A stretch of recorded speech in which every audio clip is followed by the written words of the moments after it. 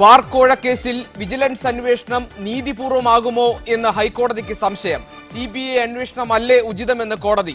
നിലവിലുള്ള കേസിൽ അനാവശ്യ അഭിപ്രായങ്ങൾ പറയുന്നവർ ഉത്തരം പറയേണ്ടി വരുമെന്നും കോടതി. കേസ് അടുത്ത മാസം 2 മാറ്റിവെച്ചു. വിജിലൻസ് അന്വേഷണം നീതിപൂർവം തന്നെയെന്ന് രമേശ് ചെന്നിത്തല. അന്വേഷണത്തെ ഭയക്കുന്നില്ലെന്ന് എക്സൈസ് മന്ത്രി കെ ബാബു. ഹൈക്കോടതിയിൽ തെളിയുന്നത് ഉമ്മൻചാണ്ടി സർക്കാരിന്റെ ഹീനമുഖമെന്ന് പിണറായി വിജയൻ.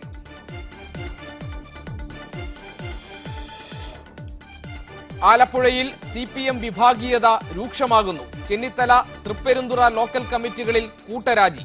ജില്ലാ സെക്രട്ടറി സജി ചെറിയാന് ഏകപക്ഷീയ നിലപാടെന്ന് ആരോപണം. CPM-മായി സഖ്യമുണ്ടാക്കാനുള്ള മുസ്ലിം ലീഗിലെ ഒരു വിഭാഗത്തിന്റെ നീക്കത്തിനെതിരെ യൂത്ത് ലീഗിൽ വിമർശം. നീക്കം ആത്മഹത്യാപരമാകുമെന്ന് മുന്നറിയിപ്പ്. കോൺഗ്രസ് BJP-യോട് മൃദു സമീപനം പുലർത്തിയെന്നും വിമർശം. കണ്ണൂർ തോൽവിയിൽ കെ സുധാകരനെതിരെ KPCC-ക്ക് ജനറൽ സെക്രട്ടറിമാരുടെ പരാതി.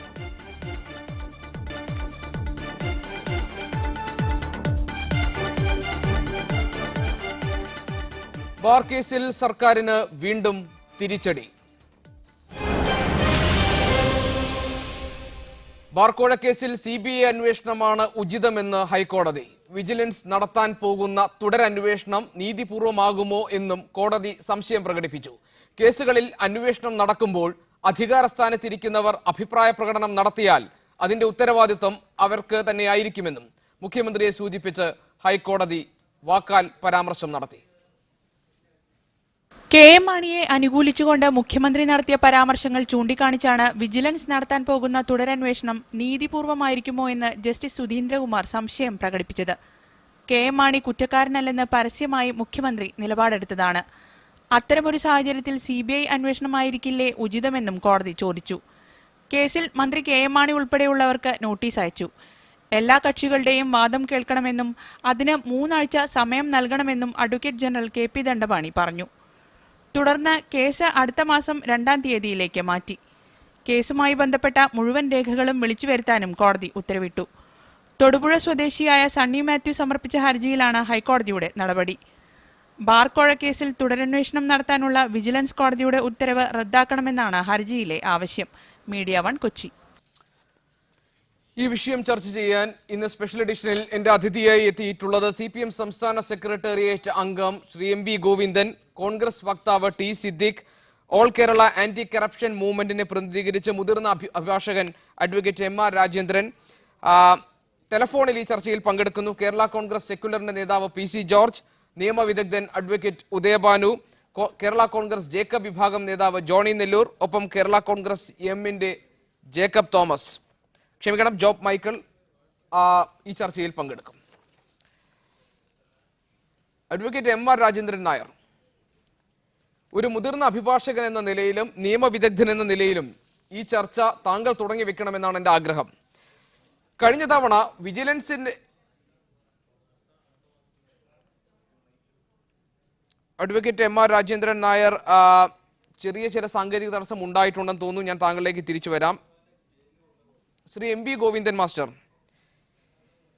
ഇന്നത്തെ കോടതിയുടെ പരാമർശങ്ങളെ താങ്കൾ എങ്ങനെ കാണുന്നു? പ്രത്യേകിച്ചും മുഖ്യമന്ത്രി ഉമ്മൻചാണ്ടിയും മറ്റു മന്ത്രിമാരും മാണി കുറ്റക്കാരനല്ല എന്ന് അവകാശപ്പെടുമ്പോൾ വിജിലൻസിന്റെ അന്വേഷണം നീതിപൂർവമാകുമോ എന്ന് കോടതി പ്രകടിപ്പിച്ച സംശയം ഈ സർക്കാരിന്റെ അന്വേഷണ ഏജൻസിയുടെ നടത്തിപ്പിൽ കോടതിക്കുള്ള സംശയമാണോ? ഈ കേസിൽ മുഖ്യമന്ത്രി ഇടപെട്ട് ഈ കേസ് അട്ടിമറിക്കാനുള്ള സാധ്യതയുണ്ട് എന്ന കോടതിയുടെ സംശയമാണോ? എങ്ങനെയാണ് താങ്കൾ ഇതിനെ കാണുന്നത്? നേരത്തെ തന്നെ ഈ കാര്യം സംബന്ധിച്ച് ഇടതുപക്ഷ ജനാധിപത്യ മുന്നണി വ്യക്തമാക്കിയിട്ടുള്ളതാണ്.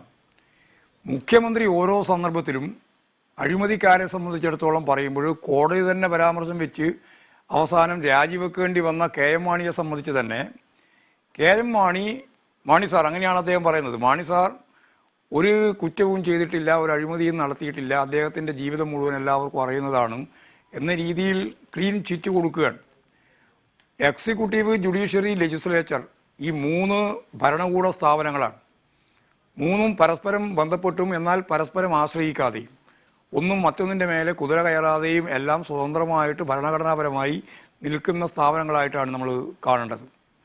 ഇവിടെ ജുഡീഷ്യറിയുടെ ഭാഗമായിട്ടുള്ള പരാമർശം പോലും ഇവിടെയുള്ള മുഖ്യമന്ത്രിയും മന്ത്രിസഭയും UDF എല്ലാം പറഞ്ഞുകൊണ്ടിരുന്നത്, അവർ നിരന്തരമായിട്ട് ജനങ്ങളുടെ മുമ്പിൽ അവതരിപ്പിച്ചത് മാണി സാർ കുഴപ്പക്കാരനല്ല, മാണി സാർ അഴിമതിക്കാരനല്ല എന്നാണ്. അങ്ങനെ പറയുന്ന മന്ത്രിസഭയുടെ അല്ലെങ്കിൽ മുഖ്യമന്ത്രിയുടെ കീഴിൽ ഉദ്യോഗസ്ഥന്മാർ അന്വേഷണം നടത്തിയാൽ ആ അന്വേഷണം ജനങ്ങൾക്ക് വിശ്വാസയോഗ്യമായിട്ട് തോന്നുമോ അല്ല ശരിയായ രീതിയിൽ തന്നെ അന്വേഷണം നടത്താനാവുമോ എന്ന സംശയമാണ് യഥാർത്ഥത്തിൽ കോടതി ഇന്ന് കൃത്യതയോടുകൂടി ചോദിച്ചത്.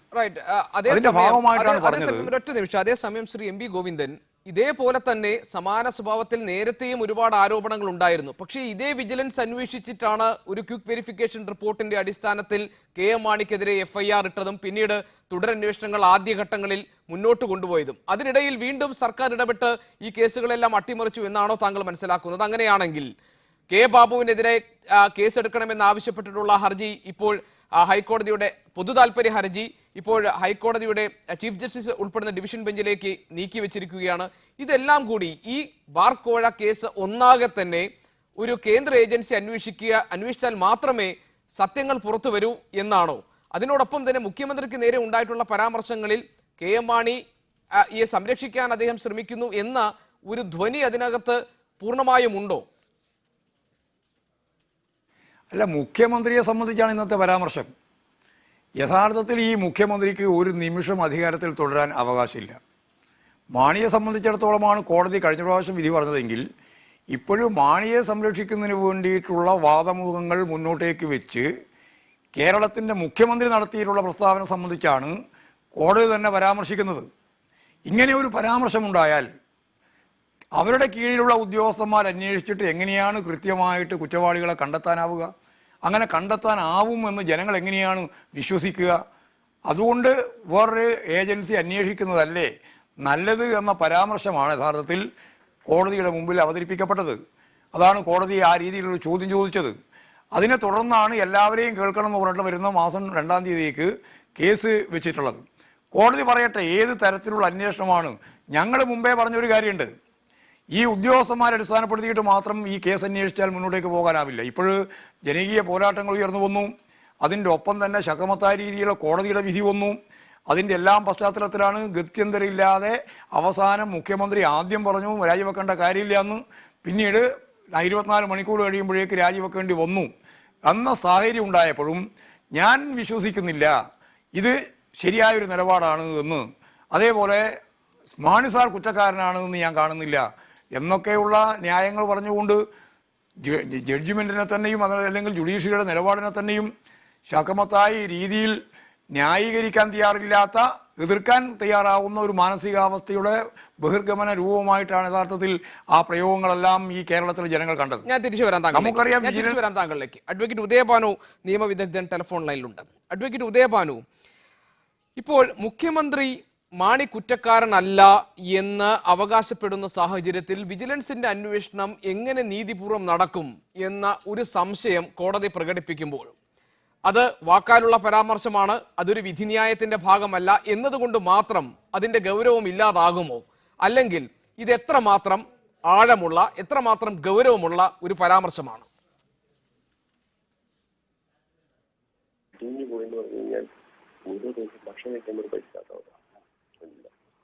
അഡ്വക്കേറ്റ് ഉദയഭാനു, താങ്കൾ ടെലിഫോണിലുണ്ടോ? കേൾക്കുന്നുണ്ട് ഗോപികൃഷ്ണൻ, പറയൂ ഗോപികൃഷ്ണൻ. ഞാൻ എന്റെ ചോദ്യം താങ്കൾ കേട്ടോ? ഞാൻ ആവർത്തിക്കാം. അതായത് ഇന്നിപ്പോൾ കോടതിയുടെ വാക്കാലുള്ള പരാമർശം ഉണ്ടായത് മുഖ്യമന്ത്രി ഉമ്മൻചാണ്ടി തന്നെ KM മാണി നിരപരാധിയാണ്, അദ്ദേഹം കുറ്റക്കാരനല്ല എന്ന് പരസ്യമായി അവകാശപ്പെടുമ്പോൾ വിജിലൻസ് അന്വേഷണം എങ്ങനെ നീതിപൂർവമായി നടക്കുമെന്നാണ് കോടതി സംശയം പ്രകടിപ്പിച്ചത്. ഇത് വാക്കാലുള്ള ഒരു പരാമർശമാണ്, വിധിന്യായത്തിന്റെ ഭാഗമായി ഉള്ളതല്ല എന്നതുകൊണ്ട് മാത്രം ഇതിന്റെ ഗൗരവം ഇല്ലാതാകുന്നുണ്ടോ? അതല്ലെങ്കിൽ താങ്കൾ നോക്കുമ്പോൾ ഇത് എത്രമാത്രം ഗൗരവമുള്ളതാണ് ഈ പരാമർശം?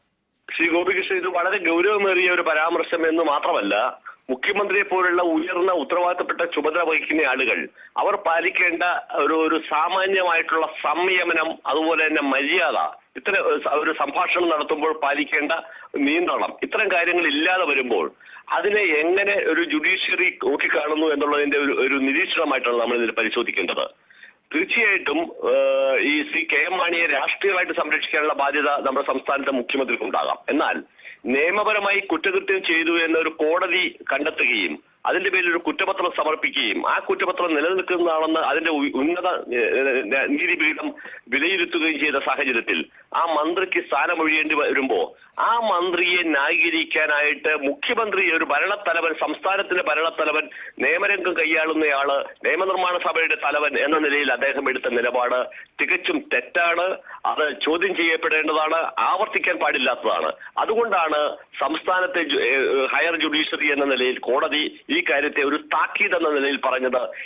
ഇത്തരം കാര്യങ്ങളെ കുറിച്ച് അധികാരത്തിലിരിക്കുന്നയാൾ ചർച്ചകൾ ചെയ്യുന്നത് നിയന്ത്രിക്കപ്പെടേണ്ടതാണ്. ഒരു നിമിഷം അഡ്വക്കേറ്റ് ഉദയഭാനു, ഒരു കാര്യം കൂടി താങ്കളൊന്ന് വ്യക്തമാക്കി തരൂ. ഇന്ന് ഇപ്പോൾ വാക്കാൽ നടത്തിയിട്ടുള്ള ഈ പരാമർശങ്ങളുടെ ഉള്ളടക്കം, ആകെത്തുക എന്താണ്? ഈ വാക്കാൽ നടത്തിയിട്ടുള്ള പരാമർശങ്ങളുടെ ആകെത്തുക എന്നത് ഈ ഗവൺമെന്റ് അനാവശ്യമായിട്ട് അഴിമതിക്കാരെ സംരക്ഷിക്കാനായിട്ട് ഏത് നിലവിട്ടും പ്രവർത്തിക്കും എന്നുള്ള ഒരു നിലപാടെടുത്തിരിക്കുന്നത് നിയമപരമായി ശരിയല്ല. ഇതിനെ താക്കീതോട് കാണാനും ഇത്തരം കാര്യങ്ങളെ നിയന്ത്രിക്കാനും ഒരു ജുഡീഷ്യൽ സംവിധാനം പുറത്തുണ്ട്. ആ ജുഡീഷ്യൽ സംവിധാനത്തിന്റെ ഒരു നിയന്ത്രണത്തിന്റെ കീഴിൽ വരുമ്പോൾ ഒരു സംസ്ഥാനത്തെ മുഖ്യമന്ത്രിക്കും ഇപ്രകാരമുള്ള അധികാരം വിട്ടുകൊണ്ട് അല്ലെങ്കിൽ ജനങ്ങളുടെ ഉത്തരവാദിത്തം മറന്നുകൊണ്ട് പ്രവർത്തിക്കാൻ ഈ ഗവൺമെന്റിനെ അനുവദിക്കുകയില്ല. അതിന് കടിഞ്ഞാണിടും എന്ന നിലയ്ക്ക് തന്നെയാണ് ഈ ജുഡീഷ്യറി ഇന്ന് ഇടപെട്ടിട്ടുള്ളത്. ഞാൻ താങ്കളിലേക്ക് തിരിച്ചു വരാം. കോൺഗ്രസിനെ പ്രതിനിധീകരിച്ച് ടി സിദ്ദിഖും ഈ ചർച്ചയിൽ പങ്കെടുക്കാൻ വേണ്ടി എത്തിയിട്ടുണ്ട്. സിദ്ദിഖ്, ഞാൻ താങ്കളിലേക്ക് വരുന്നതിന് മുൻപ് ഓൾ കേരള ആന്റി കറപ്ഷൻ മൂവ്മെന്റിന്റെ advocate M R Rajendran Nair ഈ ചർച്ചയിൽ പങ്കെടുക്കാൻ നമ്മളോടൊപ്പം ഉണ്ട്. ഞാൻ അദ്ദേഹത്തിലേക്ക് ഒന്ന് പോയിട്ട് സിദ്ദിഖിലേക്ക് വരാം. Advocate M R Rajendran Nair, K M മാണിയുടെ രാജിക്ക് വഴിവെച്ചത് ഹൈക്കോടതി നടത്തിയ ഒരു സുപ്രധാനമായ ഹൈക്കോടതിയുടെ വിധിന്യായത്തിലുണ്ടായ ഒരു നിരീക്ഷണമാണ്. അതിലൊന്ന്, സീസറിന്റെ ഭാര്യ സംശയങ്ങൾക്ക് അതീതമായിരിക്കണം. 2, ആരോപണ വിധേയനായ വ്യക്തി മന്ത്രിയായി തുടരുമ്പോൾ എങ്ങനെ വിജിലൻസിന്റെ അന്വേഷണത്തിൽ സ്വാഭാവികമായും അല്ലെങ്കിൽ ജനങ്ങൾക്ക് സംശയം ഉണ്ടാകുന്നത് സ്വാഭാവികമാണ് എന്ന് കോടതി നടത്തിയ നിരീക്ഷണം. ഈ 2 നിരീക്ഷണത്തിന്റെ പിൻബലത്തിലാണ് അല്ലെങ്കിൽ അതിന്റെ അടിസ്ഥാനത്തിലാണ് കെ എം മാണിക്ക് മന്ത്രിസ്ഥാനം ഒഴിയേണ്ടി വന്നത്. അതേ സ്വഭാവത്തിലുള്ള നിരീക്ഷണമാണോ ഇന്ന് മുഖ്യമന്ത്രി ഉമ്മൻചാണ്ടിയെയും പരാമർശിച്ചുകൊണ്ട് കോടതി നടത്തിയിട്ടുള്ളത്? ഇന്നത്തെ കോടതിയുടെ നിരീക്ഷണം കുറച്ചുകൂടി ഗൗരവമേറിയ ഒരു വസ്തുതയാണ്. ഏത് സാധാരണക്കാരനും കേരളത്തിൽ തോന്നുന്ന ഒരു വികാരമാണ് ഈ ഗവൺമെൻറ് അതിൻ്റെ കീഴിലുള്ള ഉദ്യോഗസ്ഥന്മാരെ സ്വാധീനിച്ച് കെ എം മാണിയെ രക്ഷിക്കാൻ പരിശ്രമിച്ചു എന്ന് ഇതിനകം വ്യക്തമായി കഴിഞ്ഞിട്ടുണ്ട്. അതിനുവേണ്ടി സുപ്രീം കോടതി വക്കീലന്മാരെ, പ്രൈവറ്റ് വക്കീലന്മാരെ, അതായത് ബാർ മുതലാളിമാർക്ക് വേണ്ടി ഹാജരാകുന്ന വക്കീലന്മാരുടെ തന്നെ നിയമോപദേശം സ്വീകരിക്കുകയും പണം ചെലവാക്കുകയൊക്കെ ചെയ്തു. ഇതെല്ലാം പരാമർശ വിഷയമായ കാര്യങ്ങളാണ്.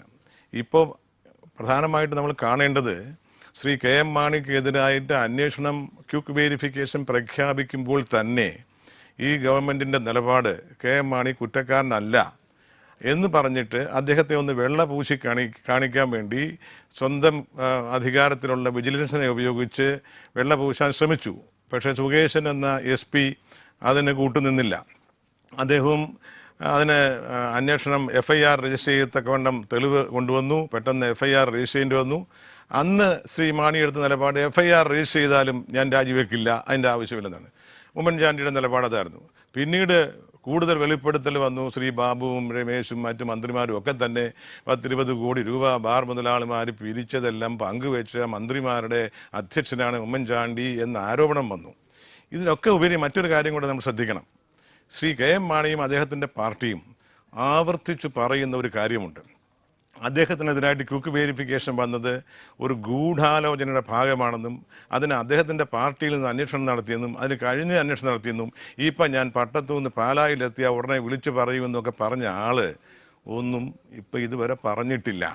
ആരാണ് ഗൂഢാലോചന നടത്തിയതെന്ന് പറയാനുള്ള ബാധ്യതയില്ലേ?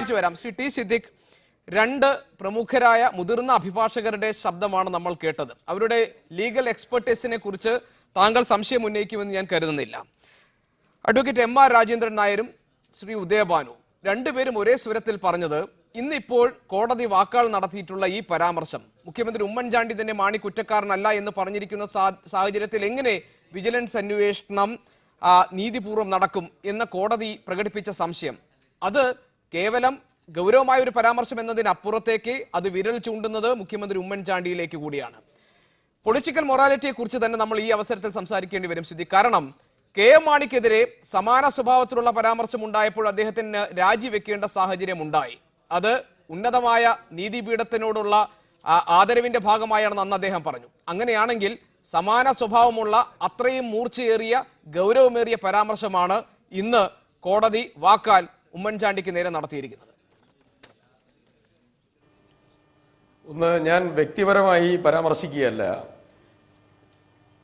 നിങ്ങൾ ഇവിടെ സംസാരിക്കുന്ന ഭയങ്കര നല്ല എക്കോ ആണ്.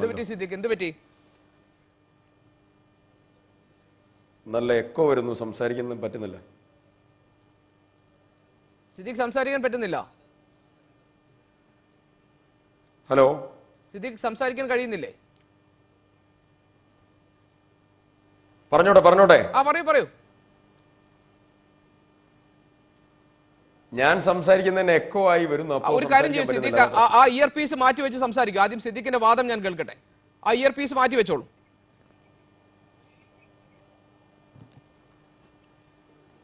ഒന്ന്, ഇവിടെ നിങ്ങൾ പങ്കെടുപ്പിച്ചിരിക്കുന്ന 2 നിയമവിദഗ്ധന്മാരും നിയമത്തിൽ അവഗാഢമായ പാണ്ഡിത്യമുള്ളവരായിരിക്കാം. അവർ ഈ കേസിൽ തുടക്കം മുതൽ സ്വീകരിച്ചിരിക്കുന്ന സമീപനം ഏകപക്ഷീയമാണ് എന്നുള്ളത് മാത്രമല്ല, നിയമത്തെ ചോദ്യം ചെയ്യുന്നതും അവഹേളിക്കുന്നതും പക്ഷപാതപരവും രാഷ്ട്രീയ പ്രേരിതവുമായ കാര്യങ്ങളാണ്. അഡ്വക്കേറ്റ് ഉദയഭാനു കേരളത്തിലെ പ്രമുഖനായ മദ്യവ്യവസായിയായ മദ്യമാഫിയയായ ഏറ്റവും വലിയ UDFന്റെ മദ്യനയത്തിലൂടെ നിരവധി ബാറുകൾ പൂട്ടപ്പെട്ടതായ ശ്രീ ബിജു രമേശിന്റെ അഭിഭാഷകനാണ് ശ്രീ ഉദയഭാനു ഇവിടെ പറഞ്ഞിട്ടുള്ളതായിരിക്കുന്ന കാര്യം, ഞാൻ അദ്ദേഹത്തിന്റെ എക്സ്പെർട്ടൈസിനെ ഒന്നും ചോദ്യം ചെയ്യുന്നില്ല. പക്ഷേ അദ്ദേഹം ഇവിടെ പറഞ്ഞിട്ടുള്ള കാര്യം, നിയമത്തിന്റെ മുമ്പിൽ തെറ്റുകാരനായ കുറ്റപത്രം സമർപ്പിക്കപ്പെട്ടതായിരിക്കുന്ന കേസിൽ മുഖ്യമന്ത്രി ശ്രീ മാണിയെ ന്യായീകരിക്കാൻ വന്നു എന്നാണ്. ഈ കേസിൽ കുറ്റപത്രം സമർപ്പിക്കപ്പെട്ടിട്ടില്ല. 1. 2, നിയമത്തിന്റെ മുമ്പിൽ തെറ്റുകാരനാണ് എന്നുള്ളതായിരിക്കുന്ന പരാമർശം ഇവിടെ വന്നിട്ടില്ല. ഈ 2 കാര്യങ്ങൾ ശ്രീ ഉദയഭാനു പറയുന്നതോടുകൂടി തന്നെ അദ്ദേഹം നിയമവിദഗ്ധനായിട്ടല്ല സംസാരിക്കുന്നത്. അദ്ദേഹം സംസാരിക്കുന്നത് ഒരു രാഷ്ട്രീയപരമായിട്ടുള്ള ഉദ്ദേശം വെച്ച് തന്റെ മദ്യരാജാവായ ബിജു രമേശിന്റെ വക്കാലത്തെടുത്തതായിരിക്കുന്ന ഒരു അഭിഭാഷകൻ എന്ന രീതിയിലാണ് അദ്ദേഹം ഇവിടെ സംസാരിച്ചിരിക്കുന്നത്. രണ്ടാമത്തെ കാര്യം, ഇവിടെ അഡ്വക്കേറ്റ് ശ്രീ M.R. രാജേന്ദ്രൻ നായർ പറഞ്ഞിരിക്കുന്ന കാര്യം, രാജേന്ദ്രൻ നായർ പറഞ്ഞിരിക്കുന്നത് ശ്രീ ഉമ്മൻചാണ്ടിക്കെതിരായിട്ടുള്ള പരാമർശം വളരെയധികം ഗൗരവതരമാണ്. ഞാനൊരു കാര്യം പറയുന്നു, കോടതി ഇന്ന് പറഞ്ഞിട്ടുള്ള കാര്യം വളരെ കൃത്യമാണ്. ഒരാളും തന്നെ ഇതുമായി ബന്ധപ്പെട്ടതായിരിക്കുന്ന ഉമ്മൻചാണ്ടിയോ മുഖ്യമന്ത്രിയോ മന്ത്രിമാരോ സംസാരിക്കരുത് എന്നുള്ളതല്ല, ഉത്തരവാദപ്പെട്ടതായിരിക്കുന്ന ഒരാളും തന്നെ ഈ കേസുമായി ബന്ധപ്പെട്ടുകൊണ്ട് കമന്റുകൾ പറയാൻ പോകരുത് എന്നാ പറഞ്ഞിട്ടുള്ളത്.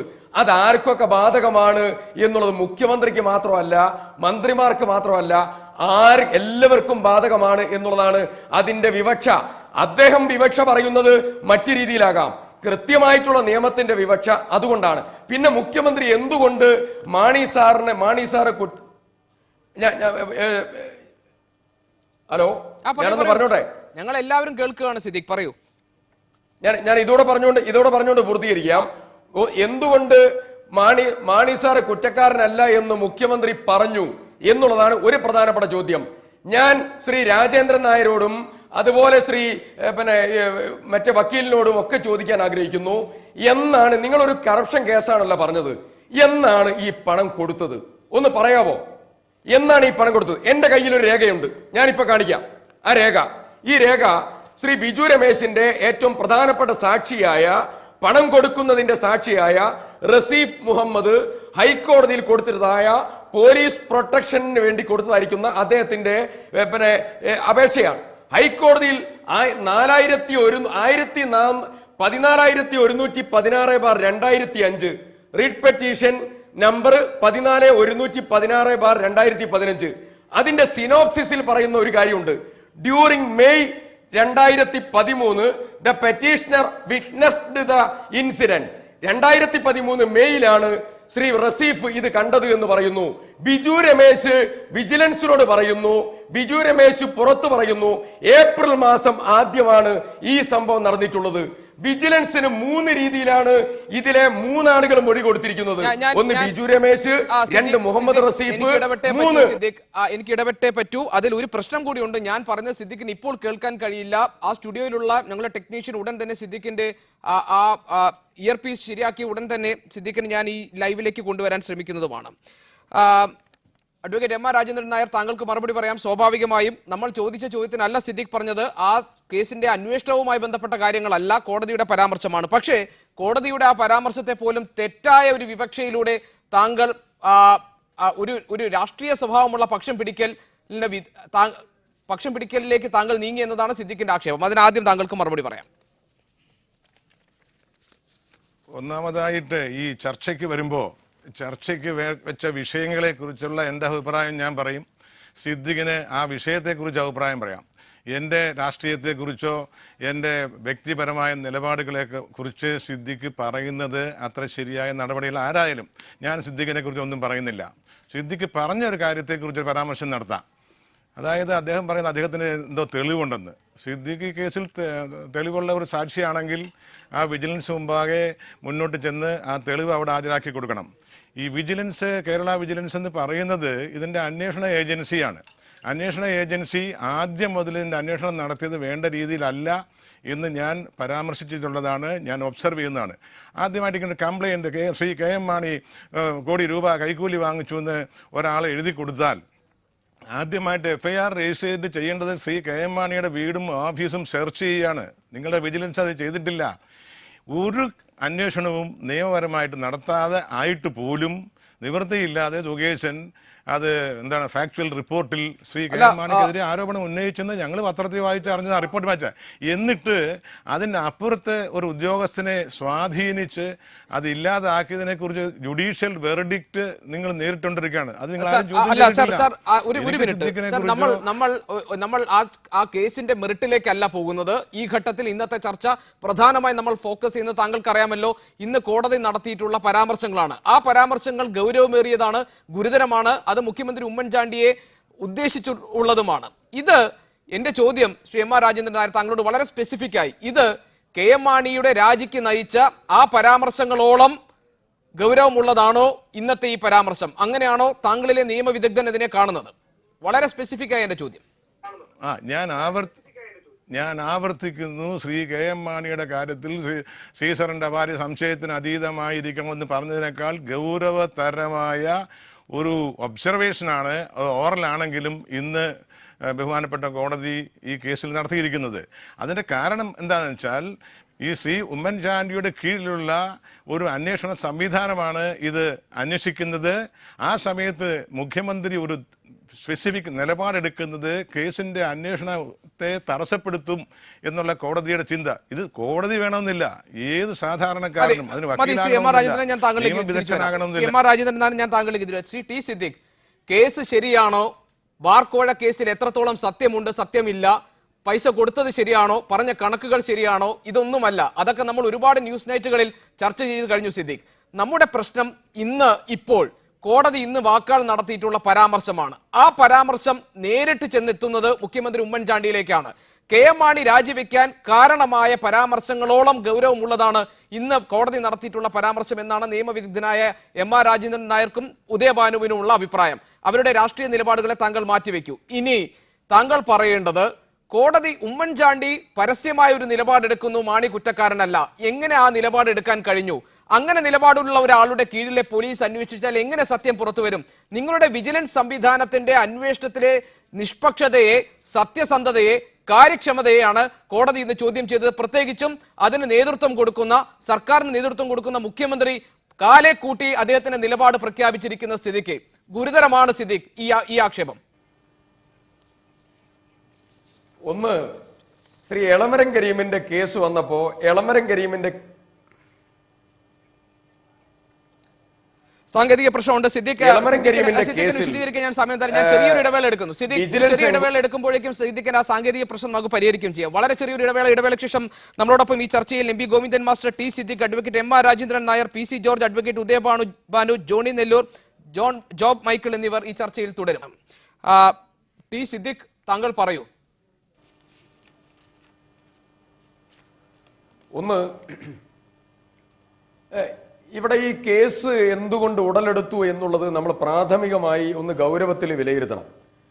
അതിൽ മനസ്സിലാക്കേണ്ട ഏറ്റവും പ്രധാനപ്പെട്ട കാര്യം, ഒന്ന്, ഒരു എക്സൈസ് വകുപ്പ് എന്ന് പറയുമ്പോൾ നമ്മളൊക്കെ ഞാൻ ധരിച്ചിരുന്നത്, പൊതുസമൂഹത്തിൽ പലരും ധരിച്ചിരുന്ന ഒരു പ്രധാനപ്പെട്ട കാര്യം, മദ്യത്തിന്റെ ലഭ്യത എല്ലായിടത്തും ആക്കാനും സൗകര്യങ്ങൾ വർദ്ധിപ്പിക്കാനും ഒക്കെയുള്ളൊരു മന്ത്രി എന്നുള്ളതാണ്. അതിന്റെ ഒരു നിർണായക സന്ദർഭത്തിൽ അതിൽ ഒരു ചേഞ്ച് വന്നു കേരളത്തിൽ. ആ ചേഞ്ചിന് നേതൃത്വം കൊടുത്ത മന്ത്രിയാണ് ആര്? ശ്രീ കെ ബാബു. ഞാൻ ചോദിക്കട്ടെ, 718 ബാർ പൂട്ടിയ മന്ത്രിയാണ് ശ്രീ കെ ബാബു. 78ഓളം വരുന്ന ബീവറേജസ് കോർപ്പറേഷൻ ഔട്ട്ലെറ്റുകൾ. ഞാൻ ഇടപെടുന്നതിൽ താങ്കൾ ക്ഷമിക്കണം. താങ്കൾ കുറച്ചുകൂടി ടോളറേറ്റീവ് ആയേ പറ്റുള്ളൂ ശ്രീ ടി സിദ്ദിഖ്. ഞാനൊന്ന് പറയട്ടെ, നമ്മുടെ വിഷയം എന്താണ്? ഇന്ന് നമ്മൾ ചർച്ച ചെയ്യുന്ന വിഷയം എന്താണ്? ഇന്ന് രാത്രി 9 മണിക്ക് നമ്മൾ ചർച്ച ചെയ്യുന്ന വിഷയം എന്താണ്? ഇത് ബാർ അടച്ച സംഭവവുമായി ബന്ധപ്പെട്ടോ കെ ബാബുവിനെതിരെ ഉയർന്നു വന്ന ആരോപണത്തെക്കുറിച്ച് ഒന്നുമല്ല. കഴിഞ്ഞ തവണ ഹൈക്കോടതിയുടെ പരാമർശം ഉണ്ടായപ്പോൾ കെ എം മാണിക്ക് രാജിവെക്കേണ്ടി വന്നു. സീസറിന്റെ ഭാര്യ സംശയാതീതമായിരിക്കണമെന്ന് പറഞ്ഞു. ആരോപണ വിധേയൻ മന്ത്രിയായി ഇരിക്കുമ്പോൾ അന്വേഷണം ജനങ്ങൾക്ക് ബോധ്യപ്പെടുന്ന രീതിയിലാകുമോ എന്ന് കോടതി ചോദിച്ചു. നിങ്ങളുടെ മന്ത്രിസഭയിലെ അംഗത്തിന് രാജിവെക്കേണ്ടി വന്നു. അങ്ങനെ രാജിവെക്കേണ്ടി വന്നതിന് കാരണങ്ങൾ അതായിരുന്നുവെങ്കിൽ ഇന്ന് സമാന സ്വഭാവത്തിൽ ഗൗരവമുള്ള പരാമർശമാണ് കോടതി നടത്തിയിട്ടുള്ളത്. ആണോ അല്ലയോ? താങ്കൾക്ക് പ്രതിരോധിക്കാം. പ്രതിരോധിക്കുമ്പോൾ അതിന്റെ വാദങ്ങൾ നിരത്തും. ഒന്ന്, UDF ഗവൺമെന്റ് വിജിലൻസ് എൻക്വയറിയിൽ നേരിട്ട് ഒരു ഗവൺമെന്റിന്റെ പ്രവർത്തനങ്ങളിൽ മന്ത്രിമാരോ മുഖ്യമന്ത്രിയോ ഇടപെടാറില്ല. വിജിലൻസ് ഡിപ്പാർട്ട്മെന്റ് ഏതൊക്കെ കേസുകൾ നടത്തി? ഞാൻ ചോദിക്കട്ടെ, ശ്രീ എളമരം കരീമിനെതിരായിട്ടുള്ള കേസുണ്ടായിരുന്നല്ലോ. ആ കേസ് അവസാനം തെളിവില്ലാത്ത ഒരു സാഹചര്യം വന്നു എന്ന് പറഞ്ഞ് വിജിലൻസ് ക്ലോസ് ചെയ്തു. പ്രതിപക്ഷ നേതാവ് അച്യുതാനന്ദന്റെ മകൻ അരുൺകുമാറിനെതിരായിട്ടുള്ള കേസ്, അത് തെളിവുണ്ട് എന്ന് പറഞ്ഞിട്ട് അതിന്റെ ഫർദർ ആയിട്ടുള്ള പ്രോസസ്സിലേക്ക് മാറ്റിവെക്കുകയുണ്ടായി. ശ്രീ അരുൺകുമാർ സമാനമായ രീതിയിൽ 50 ലക്ഷം രൂപ സന്തോഷ് മാധവന്റെ കയ്യിൽ നിന്ന് വാങ്ങിയെന്ന് പറയുന്ന കേസ്, അത് തെളിവില്ല എന്ന് പറയുന്ന ഒരു കൺക്ലൂഷനിലേക്ക് എത്തി. ഇതൊക്കെ വിജിലൻസിന്റെ ജോലിയാണ്.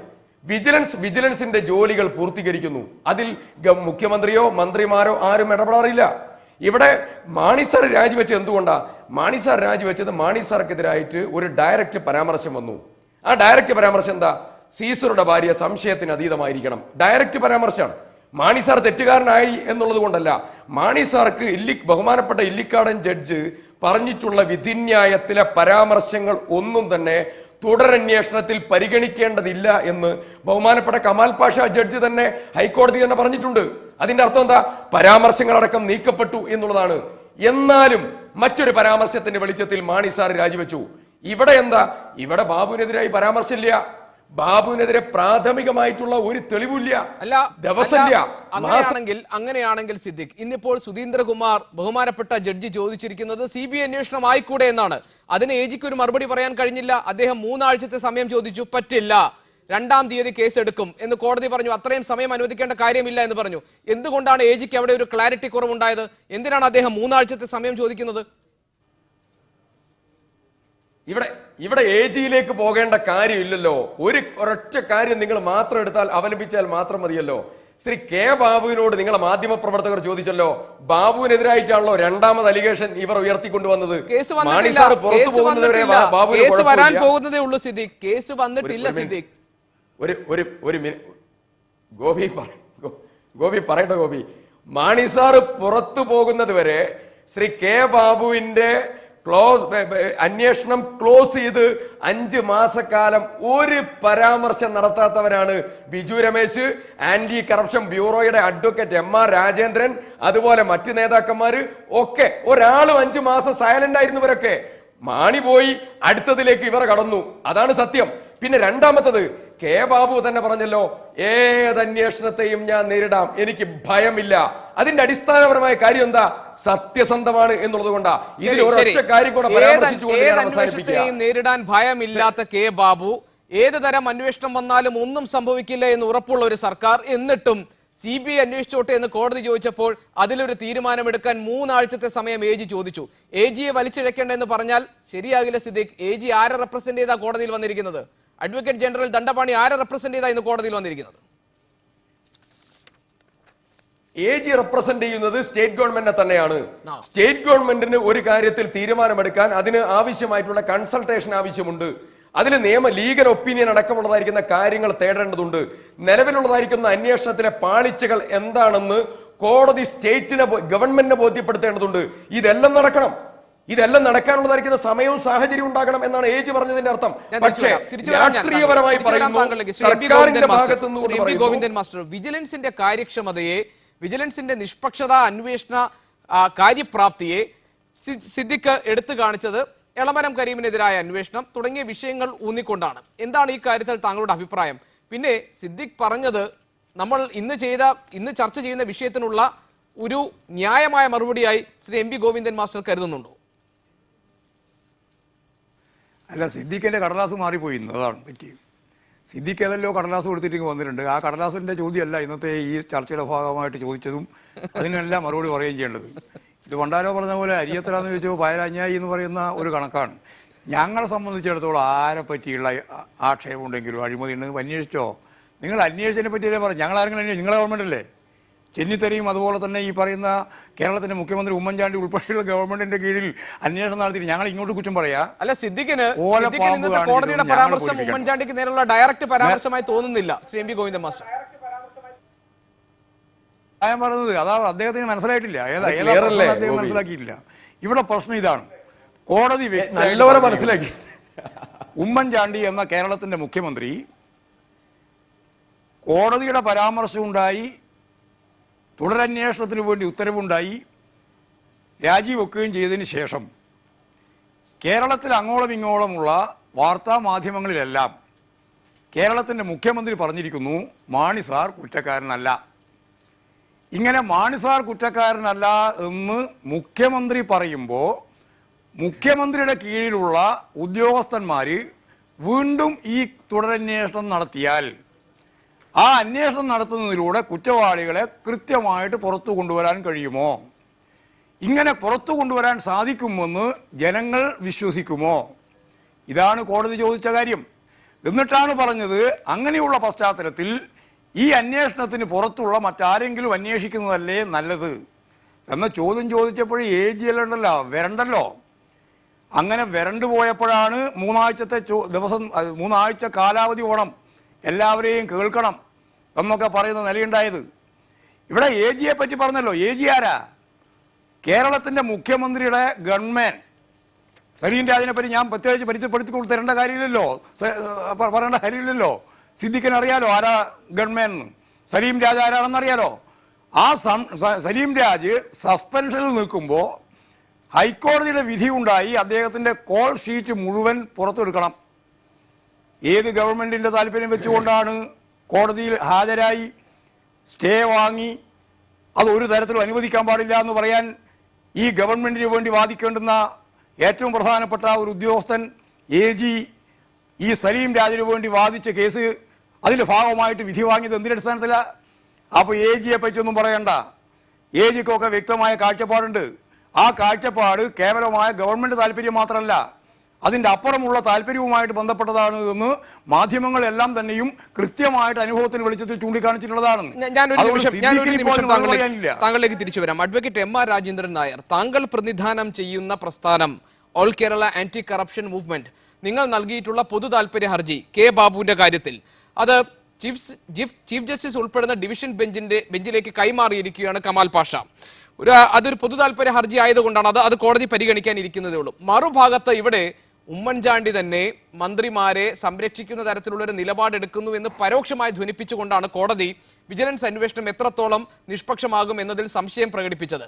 ഇവിടെ സിദ്ദിഖ് പറഞ്ഞതുപോലെ ഏത് അന്വേഷണത്തെയും നേരിടാൻ തയ്യാറായിരുന്നുവെങ്കിൽ AGക്ക് ഇന്ന് തന്നെ ഒരു നിലപാട് അറിയിക്കാൻ കഴിയുമായിരുന്നില്ലേ?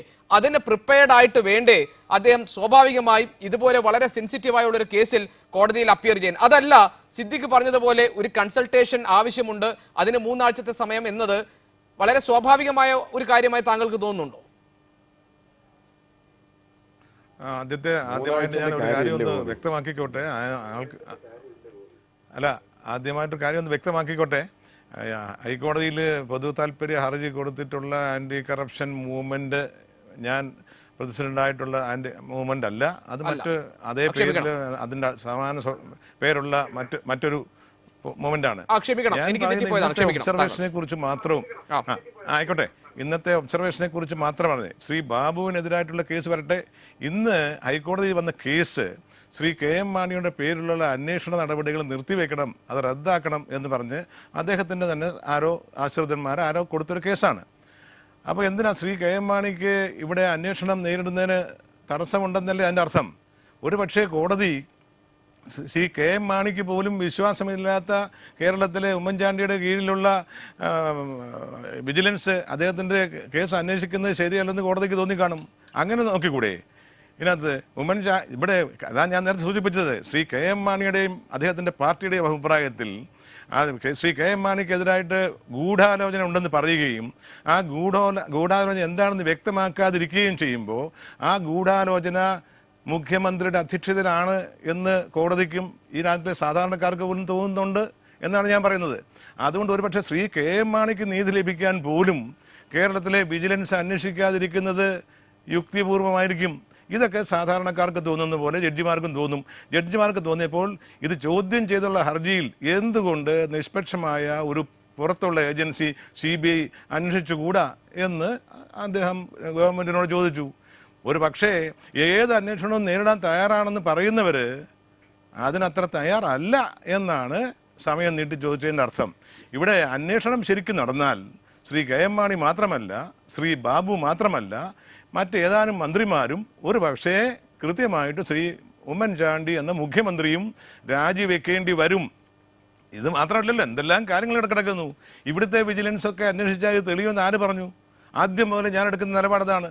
ഇവിടുത്തെ വിജിലൻസ് അന്വേഷിച്ചാൽ ഇത് തെളിയില്ല, തെളിയാതിരിക്കാനും വെള്ള പൂശാനും വേണ്ടിയിട്ടാണ് ക്വിക്ക് വെരിഫിക്കേഷൻ വെച്ചതെന്ന് അന്ന് കഴിഞ്ഞ വർഷം ഇത് 4 ദിവസം മുമ്പ് നവംബർ മാസത്തിൽ തന്നെ ഇവിടെ ഇതുകൊണ്ട് ഞാൻ പറഞ്ഞതാണ്. ഇപ്പൊ ഏകദേശം അതൊക്കെ നടത്തിക്കൊണ്ടിരിക്കുന്നു. മൊത്തമായി തന്നെ വിജിലൻസ് കൈകാര്യം ചെയ്ത രീതിയിൽ സംശയങ്ങൾ ബാക്കി നിൽക്കുന്നുണ്ട്. സിദ്ദീഖ്, ആത്മാർത്ഥമായി താങ്കൾക്ക് പരിമിതികളുണ്ട്, ഈ കാര്യങ്ങൾ സംബന്ധിക്കാൻ എനിക്കറിയാം. സാധാരണ നിലയിൽ താങ്കൾ പ്രതിരോധിക്കാൻ എത്തുന്ന അത്രയും വലിയ ഊർജ്ജവും ഇന്ന് താങ്കളുടെ പ്രതിരോധത്തിൽ കാണുന്നില്ല, ശബ്ദത്തിൽ കാണുന്നില്ല. ഞാൻ ശ്രദ്ധിച്ചതാണ് സിദ്ദീഖ്, അതവിടെ മാറ്റിവെക്കാം. വ്യക്തിപരമായി ഞാൻ പറഞ്ഞു. മറുഭാഗത്ത് ഈ പറഞ്ഞതുപോലെ വിജിലൻസ് അന്വേഷണം അട്ടിമറിക്കപ്പെടാനുള്ള പലതരത്തിലുള്ള നീക്കങ്ങളും ശ്രമങ്ങളും ഉണ്ടായി എന്ന് സംശയിക്കാവുന്ന ഒരുപാട് കാര്യങ്ങൾ പുറത്തു വന്നിട്ടുണ്ട്. ഒന്ന്, KM മാണിക്കെതിരെ ഉള്ളതിനേക്കാൾ കുറെ കൂടി ക്ലിയർ ആയിട്ടുള്ള, കുറെ കൂടി എവിഡന്റ് ആയിട്ടുള്ള പലതരത്തിലുള്ള സാക്ഷിമൊഴികളും ഒക്കെ ഉണ്ടായിട്ടും K ബാബുവിനെതിരെ വേണ്ട രീതിയിൽ അന്വേഷണം മുന്നോട്ട് പോയില്ല.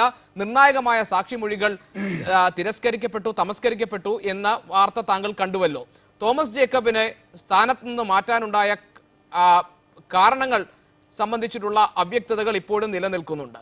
അതിന് പുറമെയാണ് ഇപ്പോൾ കഴിഞ്ഞ തവണ കോടതി കേസ് പരിഗണിച്ചപ്പോൾ വിജിലൻസ് ഡയറക്ടറുടെ കണ്ടെത്തലുകളെ സംബന്ധിച്ചിട്ടുള്ള വിമർശനപരമായ നിരീക്ഷണങ്ങൾ നടത്തിയത്. അതിന്റെ തുടർച്ചയാണ് ഇന്നിപ്പോൾ ഹൈക്കോടതി നടത്തിയിട്ടുള്ള പരാമർശങ്ങൾ. ഇതിനെയൊക്കെ നിഷേധിക്കാൻ എങ്ങനെ കഴിയും സിദ്ദീഖ്?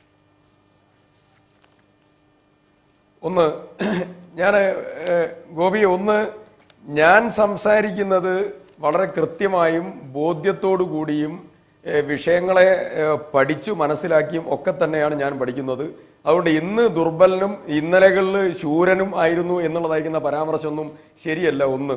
രണ്ടാമത്തെ കാര്യം, ഇത് വളരെ എവിഡന്റ് ആയിട്ടുള്ള ഒരു കേസാണെന്ന് പറഞ്ഞു. എന്താണ് എവിഡന്റ്? ശ്രീ K ബാബുവിന്റെയും മാണിന്റെയും കേസിൽ എന്താണ് എവിഡന്റ്? ഞാൻ നേരത്തെ ചോദിച്ചല്ലോ, ഇവിടെ കേസ് കൊടുത്ത ആളുകളുണ്ട്, വാദിക്കുന്ന ആളുകളുണ്ട്, പ്രതിപക്ഷമുണ്ട്, എല്ലാവരും ഉണ്ടല്ലോ ഈ ചർച്ചയിൽ.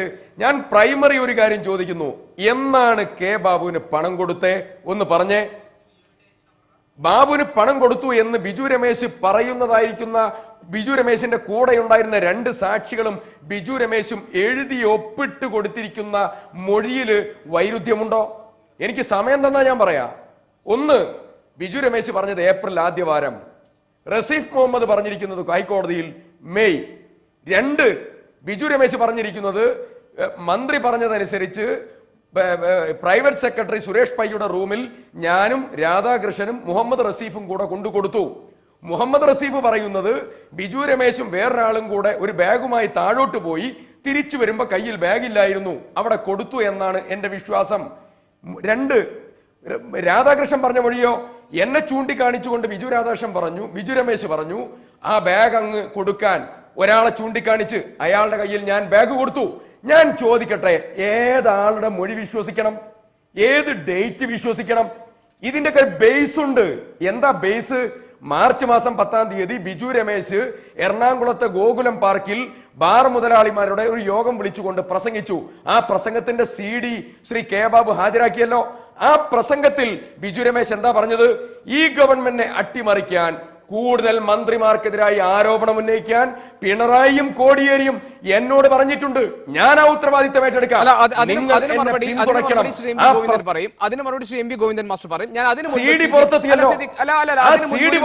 താങ്കൾ പറഞ്ഞല്ലോ ഇതെല്ലാം അന്വേഷിക്കാൻ, ഇതിലൊക്കെ എവിടെയാണ് ക്രെഡിബിൾ ആയിട്ടുള്ള കാര്യങ്ങളുള്ളത്? നിങ്ങൾ അന്വേഷിക്കണം. നിങ്ങൾ എന്തിനാണ് അന്വേഷിക്കാൻ മടിക്കുന്നത്? ഇതേപോലെ ബാർ അസോസിയേഷന്റെ യോഗത്തിൽ പല മന്ത്രിമാർക്കും പണം കൊടുത്ത കാര്യം പറയുന്നത്. ഇത് നൽകുന്ന ഓഡിയോ ടേപ്പ് 2.5 മണിക്കൂറിന്റെ വിജിലൻസിന്റെ കയ്യിലുണ്ട്. ഇത് റെക്കോർഡ് ചെയ്ത മൊബൈൽ ഫോൺ ഡിവൈസ് വിജിലൻസിന്റെ കയ്യിലുണ്ട്. ഇതൊന്നും മതിയായ തെളിവുകളല്ല എന്ന് നിങ്ങൾ പറഞ്ഞു. എങ്ങനെ പറഞ്ഞു?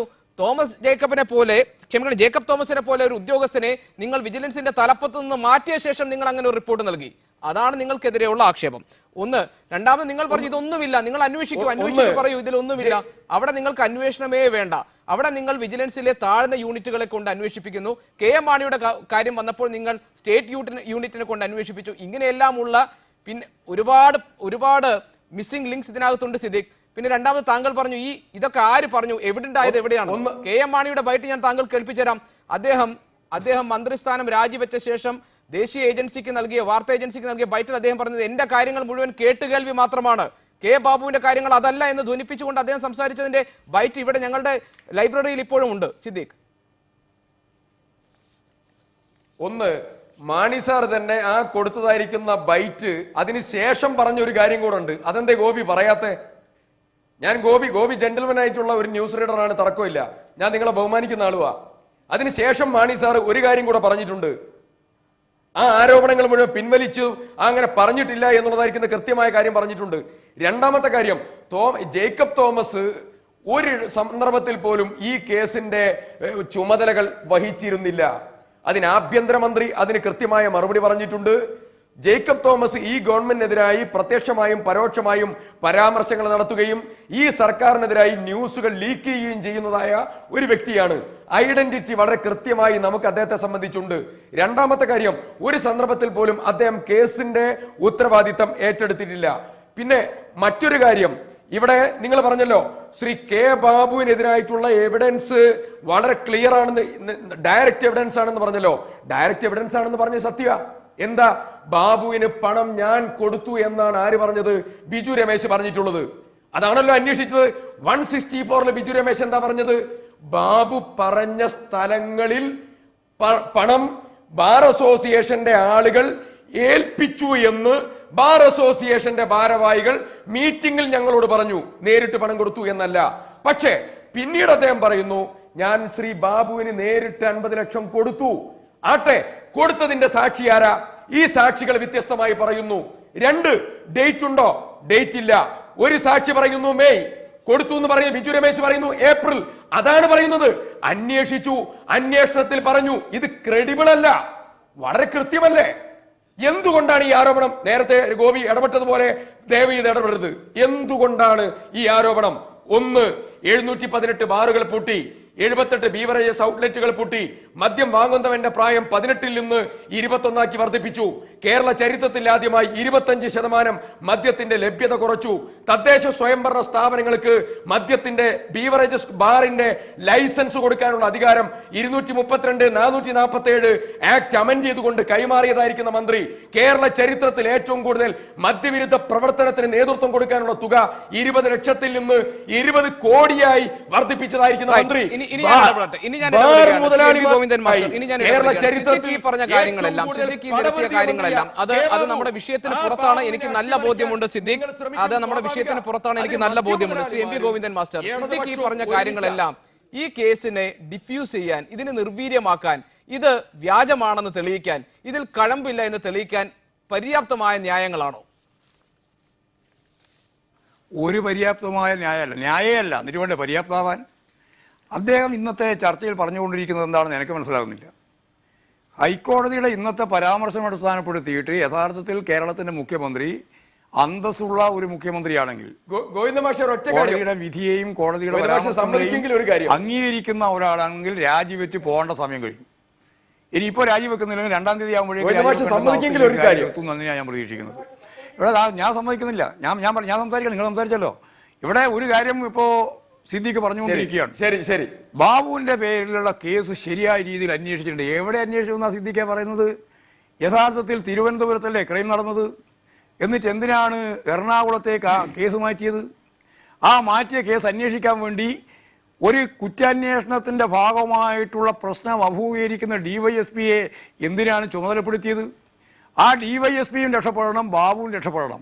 ഇപ്പം ഏറ്റവും അവസാനം രക്ഷപ്പെട്ടത് 2 ആളുമാണ്. ബാബു രക്ഷപ്പെട്ടു, അതുപോലെ തന്നെ ആ അന്വേഷിച്ച ഉദ്യോഗസ്ഥനും രക്ഷപ്പെട്ടു.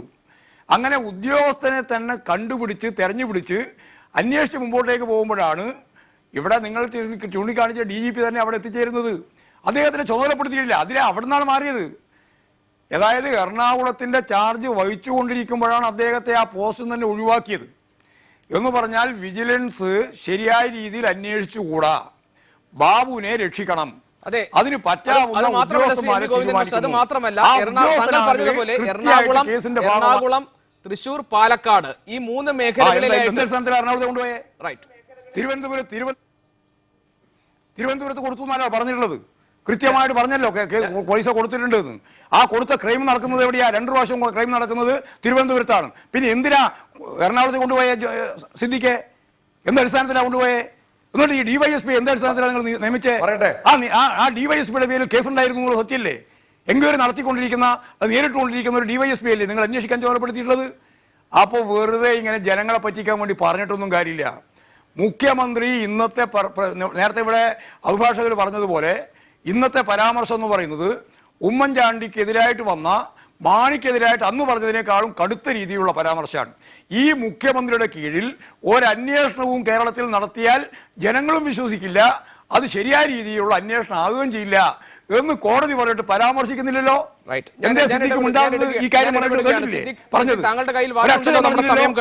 ഇത്രയും സമയം ഈ കാര്യം മുഴുവൻ പറഞ്ഞു, എല്ലാവരും പറഞ്ഞല്ലോ ഈ കാര്യം. നമ്മുടെ സമയം കഴിഞ്ഞു. ഞാൻ സിദ്ദീഖ് മിണ്ടാതിരിക്കുന്നത് മറുപടി പറയാനുള്ള സമയം തരണം. മറുപടി പറയാൻ സിദ്ദീഖ് 1 മിനിറ്റ് മാക്സിമം.